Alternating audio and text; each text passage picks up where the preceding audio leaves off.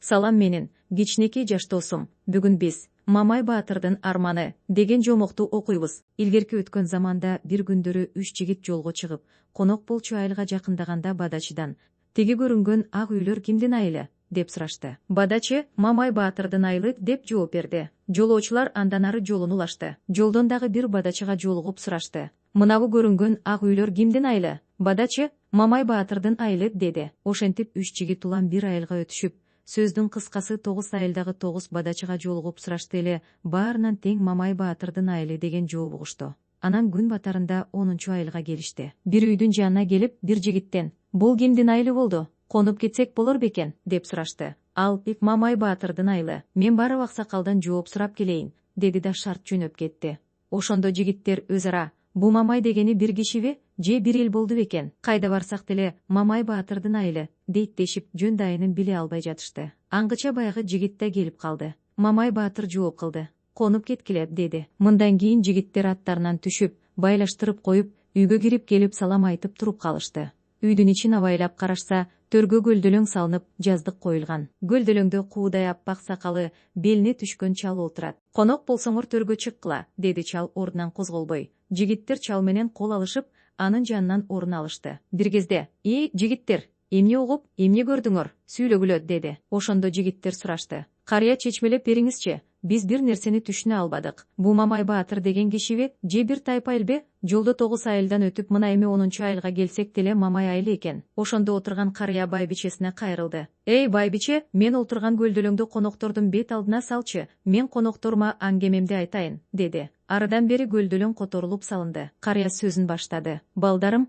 ошол Мамай Баатыр деген менмин. Силер аралап өткөн 9 айыл менин 9 балама тиешелүү, ошолордун айылы. 10-чу айыл мен турган айыл" деди. Анда меймандар: "О, аксакал, бу сизде арман жок турбайбы?" дешти. Балдарым, андай эмес. Мени картайткан ошол арман эмеспи?" деди Мамай Баатыр жай обдулуп. Карыя, сизде арман картайтса, башкалар армандан өлүп калбай, кантип тирүү жүрүшөт болду экен?" дешти жигиттер. Мамай Баатыр жоопулады: "Силерге арманымды айтып берейин. Таразалап талдап көргүлө. Мени 2 арман картайтты. Биринчиси, ошол 9 уулдун ортосунда бир кызым болду. Аты Бийкечеле. Ошол кызым эркек болуп, тонус уулум кыз болсо жакшы болмок" деп басылды. Жигиттер кызыга сурашты: "Эмнеге антесиз? Жөнүн түшүнбөдүк." Мамай Баатыр сөзүн улады: "Менин атамдын атасы да, өз атам да 3 арал деген жерге ууга барышат да, ошондон ары дайынсыз жоголушат. Мен эржетип, 2 тизгин бир чылбырды колума алдым. Ошентип жүргөн кезимде санаама, атам менен чоң атамдын 3 аралга барып өлүп калышы табышмак. Мунун кантсе да жандырмагын чечүү керек деген ой келди. Айылыбызда балача турган бир бакшы бар болчу. Ага жөн жайымды айттым. Ал бала ачып туруп: 'Атаң өлгөн жерде сен да өлүмгө дуушар болосуң, барбагын' деди. Мен ага ишенген жокмун. Кудайдын салганын көрөм дедим да, күлүк күрөң атым бар эле. Аны минип алып, тоокелге салып жөнөп кеттим.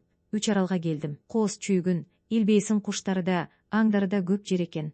2-3 күн кекилик кийик атып келип жүрдүм. Өзүмө өзүм суроо бердим: менин аталарымды куруткан не деген бале болду экен? Эч нерсе учураган жок. Эми үйгө кетейин деп бир аңды атып алдым да, аны союп, этин барчалап чакага салып, от жагып бышырып отургам. Бир кезде аркандап койгон атым кошкуруп окуранып жиберди. Чуркап жанына барсам, атым титиреп кан сийип туруптур. Бир бале бар экен. Кой, этимди тезирээк бышырып жеп, дароо кайтайын" деп оттун жанына келип олтуруп калдым. Аңгыча бир добуштан улам карай калсам, албан-далбаң этип 2 актуу бир нерсе зуулдап келе жатканын көрдүм.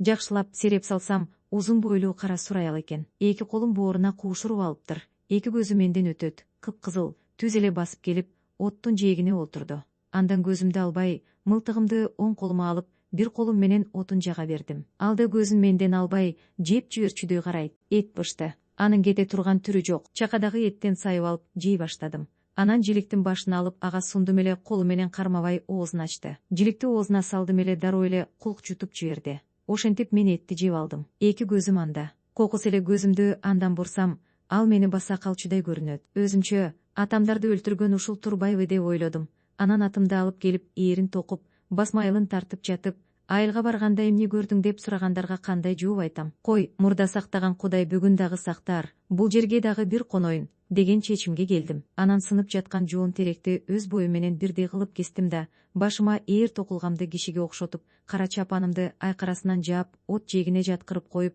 өзүм карагайдын башына чыгып, мылтыгымды октоп алып уктабай карап отурдум. Ай жарык, бир кезде карагайдын түбүндө турган атым кош куруп жиберди. Эки жагымды карасам, баягы катын келе жатат. Анан оттун жээгинде жаткан мени басып жыгылып, жулмалай, эзип тыткылай баштады. Мен дал өпкөгө мээлеп атып жибердим. Жок, ал ордунан тура калып качып жөнөдү. Мен жерге түшүп, күрөң атымды дароо минип, анын артынан түштүм. Ал басып өткөн жердин баары кан. Ошондон улам алыс кете албасын билдим да, артынан сая түшүп жөнөдүм. Бир жерге келгенде чытырман токойго туш болдум. Ат аралап жүрө албай калды. Атымды таштап жөнөдүм.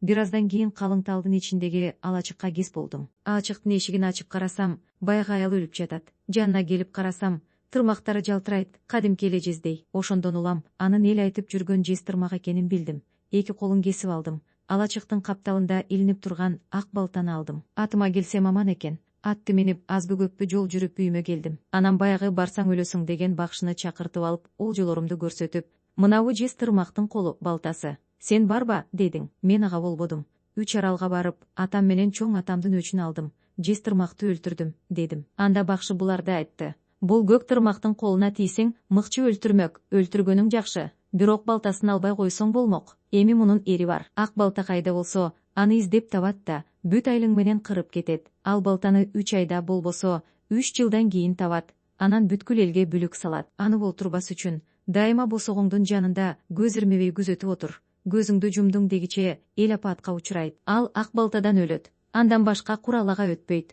Эсиңе бекем түй. Бул сөздөн кийин чочуп калдым. Ак балтаны кармап босогодо күн түн күзөтүп уктабай жүрдүм. Күн өтө берди. Ошол учурда Бийкеч аттуу жалгыз кызымды үстүнө үй көтөрүп, нечен мал берип күйөөгө узатмак болдум. Бийкечтен: "Бийкеч жан, жалгыз кызымсың.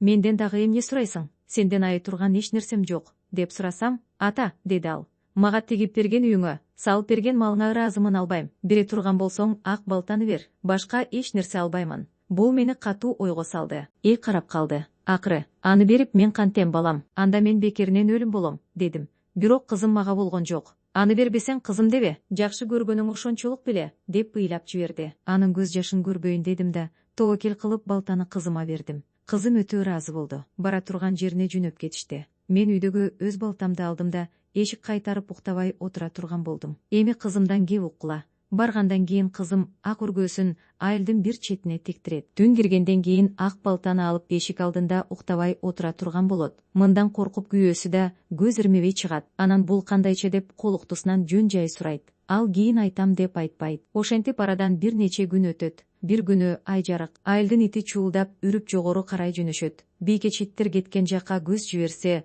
узун бойлуу бирөө келе жатат. Ит үрсө отура калат. Үрбөй калса кайта басат. Ошентип айыл аралап, бир токтоп, бир басып келе берет. Акыры Бийкеч отурган үйгө жетет. Бийкеч аны көрдү. Ак балтаны колуна бекем кармап камынып отурду. Бир кезде үйгө жетип, босогону аттап үйгө кире берди. Камданып турган Бийкеч ак балта менен аны башка чаап жиберди. Ал талп этип жыгылды. Ачуу үнү алыска угулду. Эмне болуп кетти деп күйөөсү ойгонду. Бийкеч өлүп жаткан немени көрсөтүп, болгон ишти баяндап берди. Ошондон кийин экөө жез тырмак кирген үйлөрдү кыдырышты. Көп адамдар өлүп жатканын көрүшөт. Анан кыз күйөөм жез тырмактын колдору менен башын кесип алып мага чаап жөнөшөт. "Ата", деди кызым менин каршыма келип, "Мына кыйылып жатып берген балтаңыз мына. Өзүңүз алыңыз. Эми мага кереги жок. Балтаны алганда атам менен 9 бир тууганым өлбөсүн. Мен өлөйүн деп алган элем. Мына эми максатым орундалды", деп балтамды өзүмө берди. Менин бир арманым ушул, балдар. 9 уулум кыз болуп, жалгыз кызым эркек болбой калганына өкүнүп арман кылам, деп карыя үшкүрүндү. "Жигиттер, арман кыла турган жөнүңүз бар экен", дешти. "Экинчи арманымды уккула", деп сөзүн улады Мамай баатыр. Ошентип жез тырмакты өлтүрүп, атам менен чоң атамдын өчүн алып, моокун канып баатыр аталып, көңүл ордуна келип, үйдөн алыс чыкпай, жаман кеп укпай 15-20 жылча жатып калдым. Күндөрдүн биринде башыма бир ой түштү. Кубажон деген бийик жон бар эле. Айдарым жел согуп көңүлдү сергитер эле. Жондун үстүнө чыгып карасам, ак кудук деген кудук бар эле. Анын суусу Замзамдын суусундай мөлтүр тунук. Ошондон кана жутуп, суусун кандырчумун. Ошолор эсиме түшүп, Жайдаккер деген күлүк атыма минип, Кубажонго бардым. Жонуна чыгып, айланага көз салдым.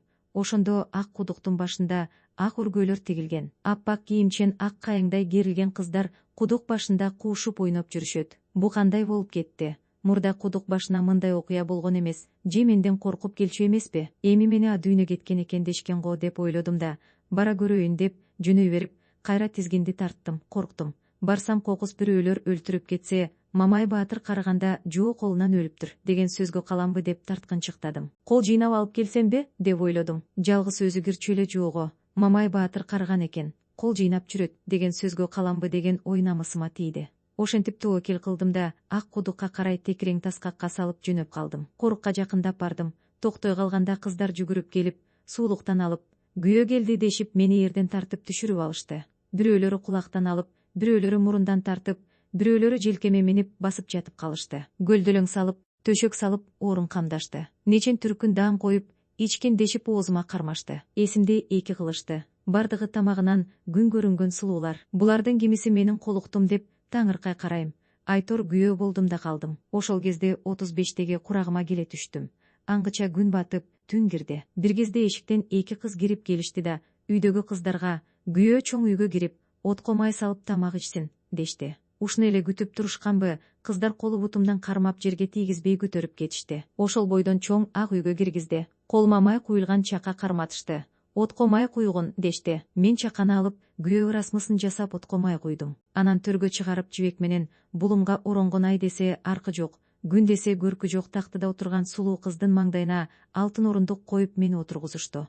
Менин жарым ушул тура деп кубанып, 25 жаштагы курагыма келе түштүм. Бир кезде аягыма түрлүү даам жайнатып, суусундук куюшту. Башыма ак мамык жаздап, чыканакта отуруп суусундук иче баштаганда, баягы кыздар менин жаныма келип, чыканакта отуруп суусун ичти. Кыздар күйөө бала дешип мени ары бери кылчак-кылчак карап жатышты. Бул окуялар менин демимди козгоп, жашартып жиберди. Чайды ичип бүткөн кезде жанымдагы сулуу курбуларына бары орун салгыла деп буйрду. Кыздар бир аздан кийин кайра келишип, таксыр падыша төшөк дайын дешти. Падыша кыз ошол үйгө барууну өтүндү. Баарыбыз ошол үйгө келдик. Төшөктү өтө эле бийик салыптыр. Падыша кыз буйрук кылды. Кыздар чыгып кетишти. Өзү менин жанымда калды.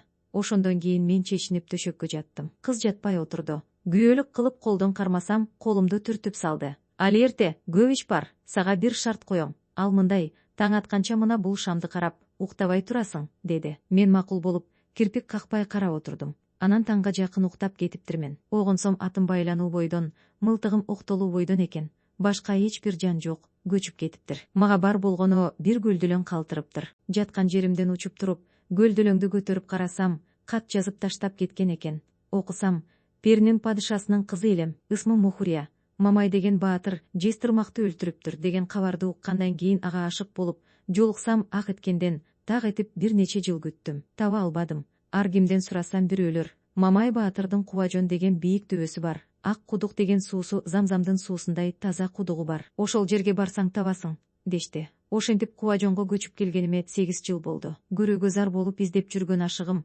акыры келипсиң. Жүзүңдү көрдүм. Картайып калыпсың. Ошентсе да сага тийип балалуу болушту ойлодум, сынадым. Бирок сен таңга жетпей уктап калдың. Антпегенде сага тиет элем. Ал максатыма жете албадым. Сен өтө эле картайып кетипсиң. Эми сага жокмун. Мен эстей жүрсүн деп алдыңа гөлдөлөң салып кеттим. Дайыма алдыңа салынып жүр. Ошентип катты таштап кыз учуп кеткен экен. Мына, алдымдагы гөлдөлөң ошол кыздын белеги. Кана, бул арман эмес бекен. Эгер мунум арман болсо, мени ушул эки арман картайтты, деди Мамай Баатыр оор үшкүрүнүп.